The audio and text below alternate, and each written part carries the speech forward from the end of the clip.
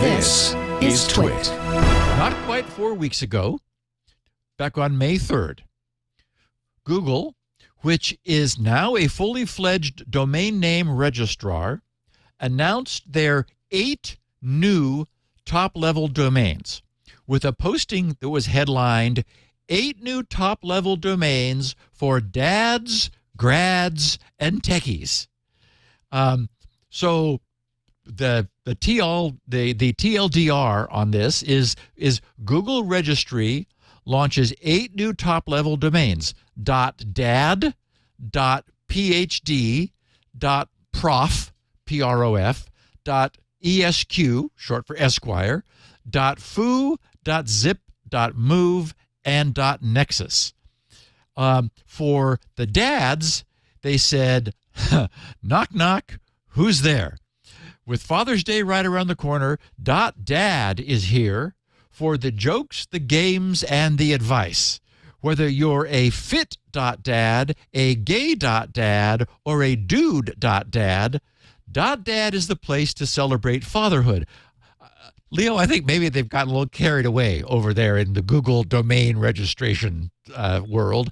Anyway, they said, check out these interesting .dad websites. We've got classic.dad, where you get to play a fun 8-bit game where your goal is to successfully mow the lawn while dodging pets and obstacles and preventing weeds from spreading. Or dear.dad, they say, check out this media platform dedicated to telling stories of black fathers. Or daily.dad. It's a new book from Ryan Holiday that provides 366 accessible, in case it's leap year, meditations on parenthood, a manageable slice for each day. Okay. So for the grads, they're saying, May means graduation season for many in higher education. We're celebrating graduates and the professors who taught them well by launching .prof, .phd, and .esq. Whether sharing legal advice for everyday life or teaching courses on behavioral science, these new domains are perfect for showing off your credentials. Hats off to these early adopters, says Google. And so we have Erica, ERIKA.ESQ, and they tell us that Erica Kohlberg is an attorney and money expert who is passionate about better positioning people for success. A lot of attorneys would use ESQ. That would be popular. Yeah. Right. And so I think this brings a whole new meaning to the notion of vanity domains. Well, exactly. Right? When I started using weird domains, in other words, anything but .com, .net, .org, people would always say, like I had leo.fm, they'd say, oh, you mean leo.fm.com? And I said, no. Because, and then you'd also see sites that would reject emails because they said, well, there is no .email domain. Yeah, there is. Yeah. Right. So we also have Casey.prof.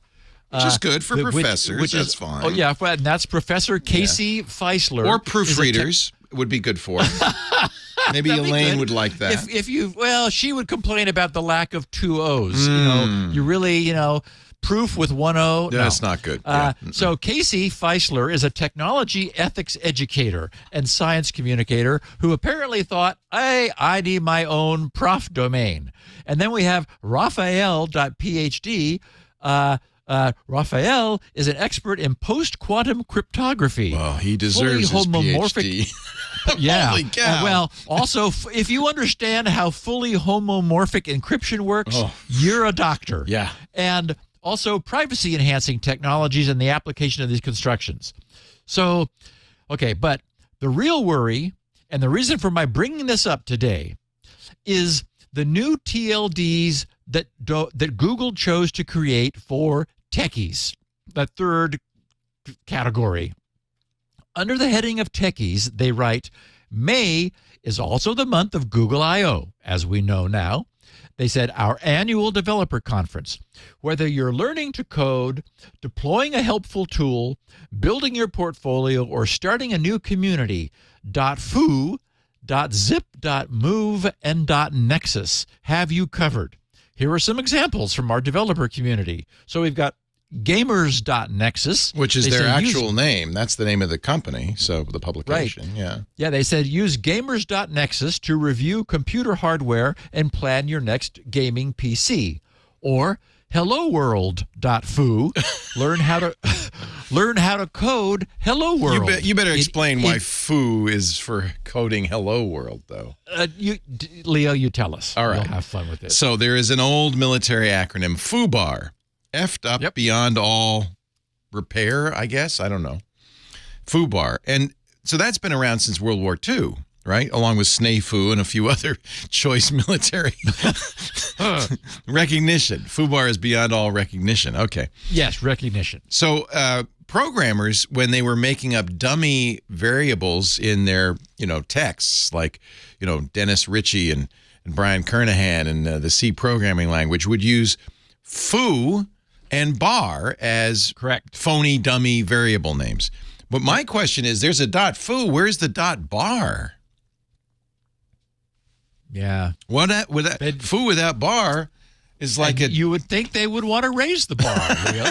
But .foo is fun. I don't know who's going to use .foo. I might. Maybe should I go get Leo.foo? Maybe I will. Yeah, you don't have enough. So I pitted a foo.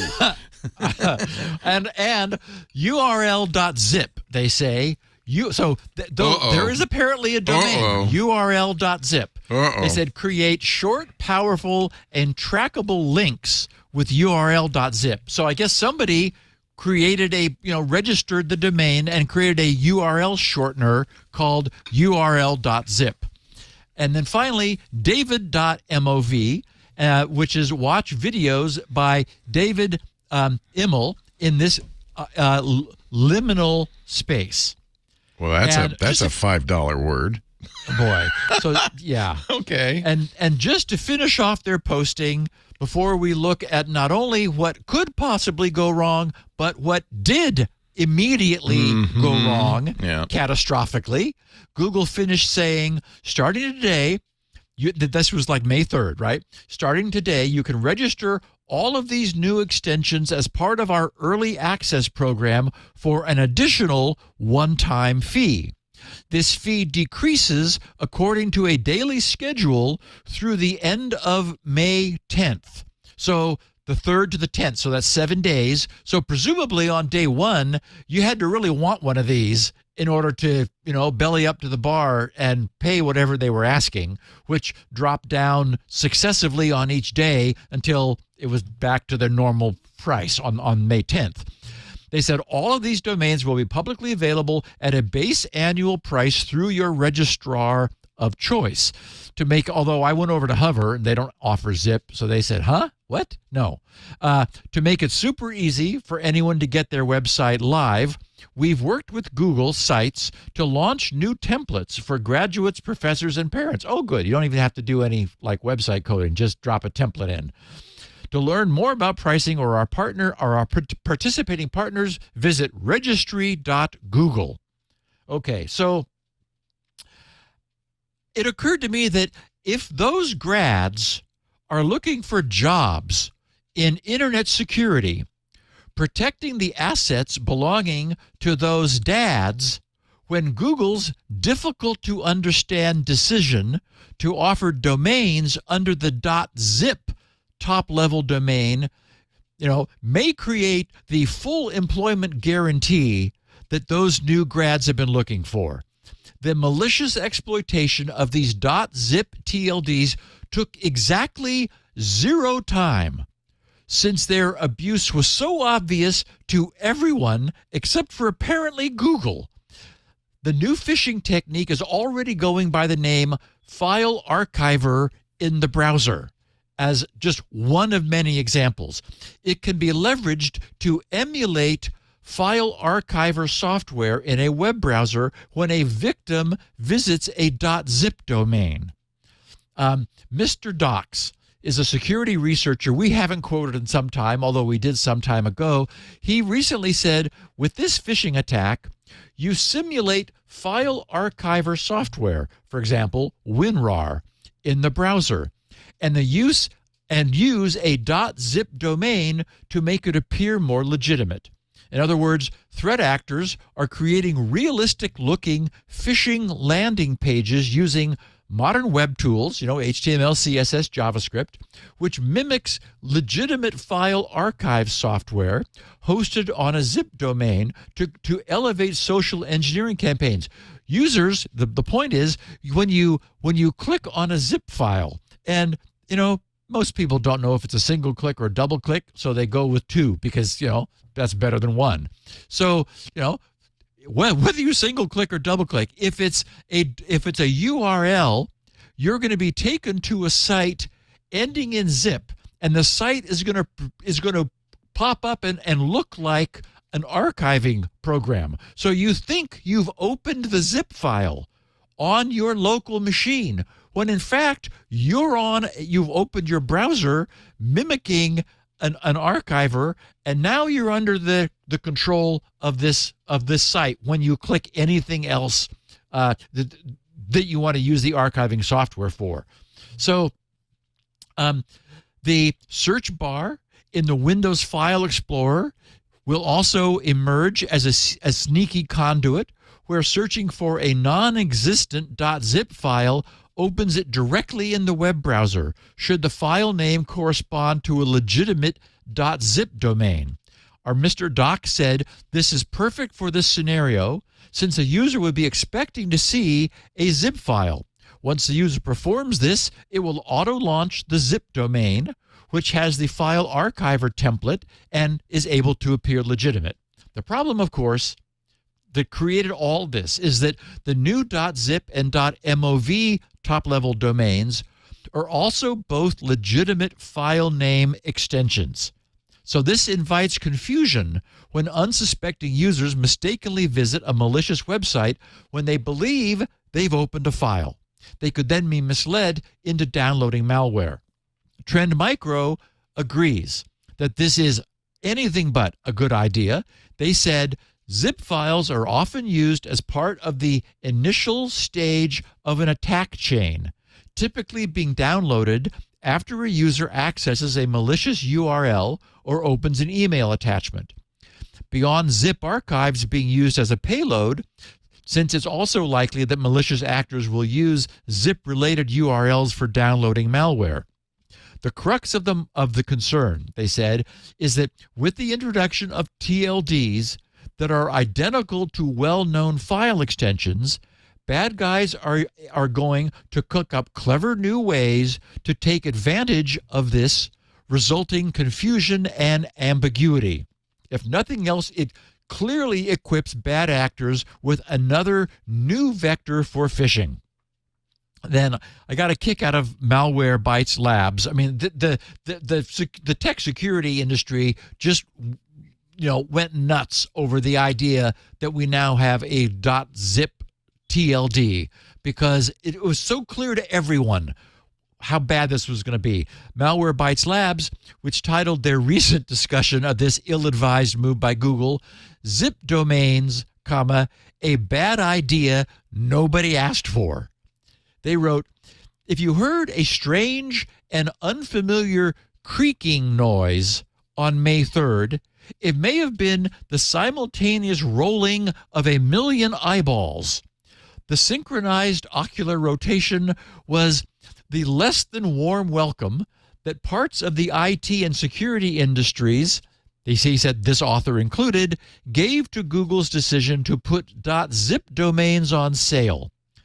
Okay, so then the author had some additional useful things to say, which I think is worth sharing. He said, domain names and file names are not the same thing, not even close. But both of them play an important role in modern cyber attacks, and correctly identifying them has formed part of lots of basic security advice for a long, long time. The TLD is supposed to act as a sort of indicator for the type of site you're visiting. .com was supposed to indicate that a site was commercial, and .org was originally meant for nonprofit organizations. Despite the fact that both .com and .org have been around since 1985, he says it's my experience that most people are oblivious to this idea. Against that indifference, it seems laughable that .zip will ever come to indicate that a site is zippy or fast as Google intends. And it's like, so that's what zip, it's like, it's because it's zippy, okay?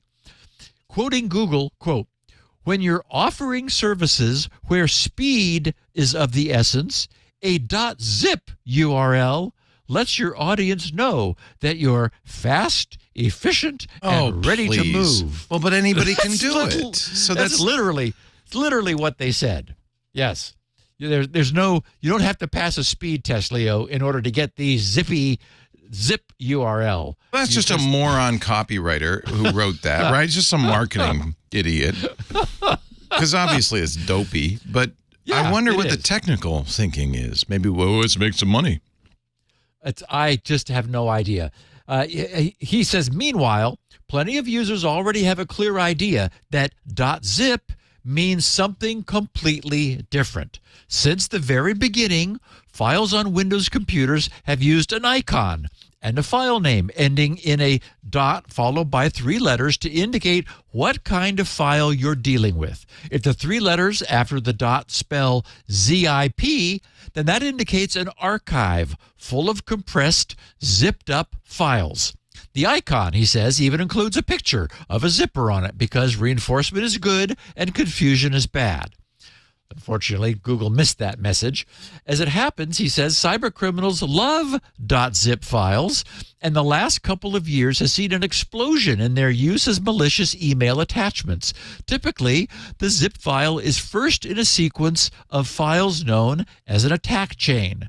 In a short chain, the zip file might simply contain something bad. In a longer chain, it might contain something that links to something bad, or contain something that contains something that links to something bad, or contains something that links to something that contains something that links to something bad. Anyway, you get the idea, he says. The key to it all is misdirection. The attack chain is there to confuse and mislead users and security software. Criminals use other forms of misdirection in file extensions too. An old favorite is giving malicious files 2 extensions, which, of course, we spoke about it at the beginning of this podcast 18 plus years ago, like evil.zip.exe. The first one, .zip in this case, is where to fool you. The second is the real one, a dangerous .exe executable file type. Given the choice of 2, users have to decide which one to believe. Most aren't even faced with that choice because Windows helps with the subterfuge by hiding the second file extension, the .exe, the one you really should be paying attention to by default. So you just see something or other .zip. Domain names get the same treatment. Criminals make extensive use of open redirects. For example, web pages that will redirect you anywhere you want to go to make it look as if their malicious URLs are actually links to Google, Twitter, or other respectable sites. Less sophisticated criminals just throw words like PayPal or anything else you might recognize into the beginning of the link and hope you'll notice that bit and ignore the rest because, again, a lot of links just look like gobbledygook. You kind of look at it and go, what the heck? Oh, there's PayPal. Okay, good. He says, against that backdrop, Google inexplicably decided to introduce something that will generate no useful revenue, but will give cyber crooks an entirely new form of file and domain name misdirection to add to all the others we're still wrestling with today. So, what could criminals do with this new toy? He says there's no better example than that provided by security researcher Bobby Rauch, R-A-U-C-H, in his excellent article, quote, The Dangers of Google's .zip TLD, unquote. In it, Rauch challenges readers to identify which of the following 2 URLs is a malicious fish that drops evil.exe on their machine. And I've got the 2 links in the show notes.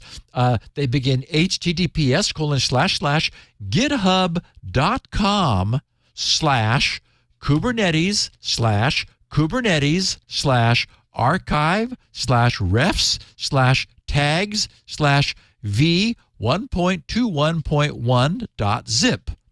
And then the exact same URL, except that in front of the final v.1.27.1.zip, there's an @ sign.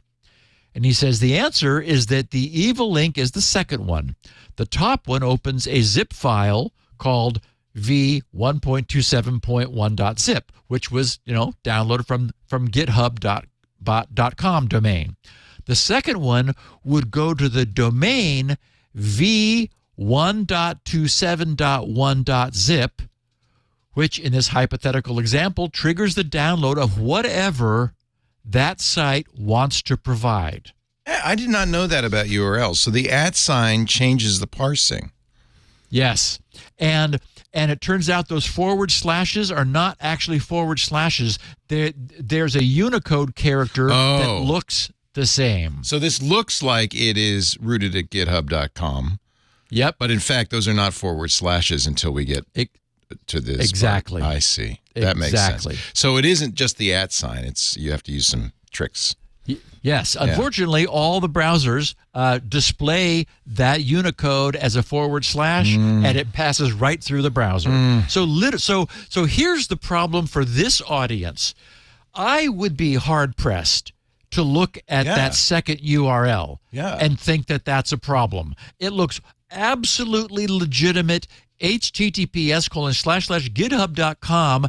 That's all you need to know, right? Anything to the right of that is going to be somewhere underneath github.com. We've taught everybody and we've trained ourselves to look for that root TLD. That's where it's rooted. And now we can ignore the rest. But no. Yep. Wow. So he says, in other words, so me speaking, in other words, the internet just became a whole lot more dangerous. Even for those of us who take some pride in understanding all this stuff, in knowing how to examine URLs and knowing our way around. What chance, do our friends and relatives have? Anyway, I've placed a link to Bobby Roch's full write-up, which explains in detail how simple it is to craft .zip URLs that look convincingly like URLs for well-known sites that are offering .zip archives for download. Whereas, in fact, you are going to a site that somebody registered under the .zip TLD. It is really a problem, and I just can't understand it. In fact, I've skipped over a bit of the Malware Labs stuff, but he said it's also possible that .zip will simply die on the vine if enough companies choose to block it. Just block it. Yes. Last week, Citizen Labs' John Scott Railton urged his nearly 200,000 Twitter followers to simply block it all, saying the chance that new .zip and .mov domains mostly get used for malware attacks is 100%. So he said, it's for you and your organization to decide if you should block it, but I will point out that if you are going to, the best time to do it is now. Almost nobody is currently using it, and nobody is going to use it in the future if it's routinely being blocked. Little tip of the hat, too, to Firefox, because I'm doing this in Firefox. This is the forged slashes.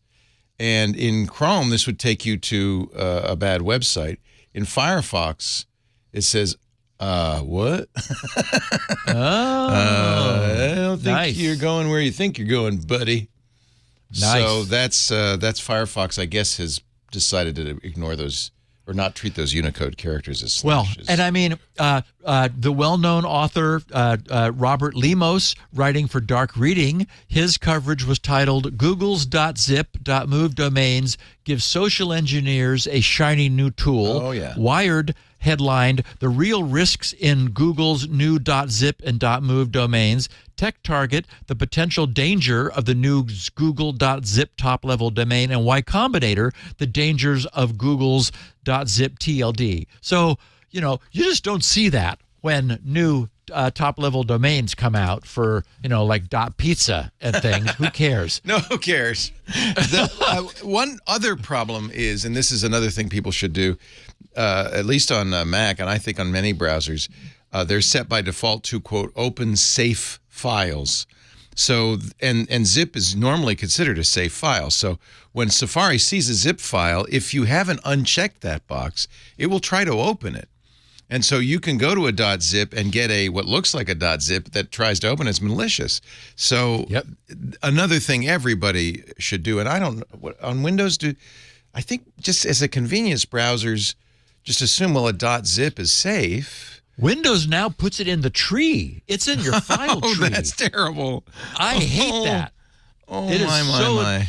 I have subfolders where I put my zips because I don't want them to be expanded in this tree of like the regular directory. Again, Microsoft wanted to make it easy, so thank you very much. Yeah. Probably some way to turn that off, but I just well, certainly if you're on a Mac, disable open safe files by default because that's terrible. This episode of Tech Break is brought to you by ACI Learning. If your IT training isn't raising your team to its highest level, you need ACI Learning. Prepare for certification examinations with practice questions. Retake tests so you're ready before you take your exam. Fill out the form at go.acilearning.com/twit for information on a free 2-week trial for your team.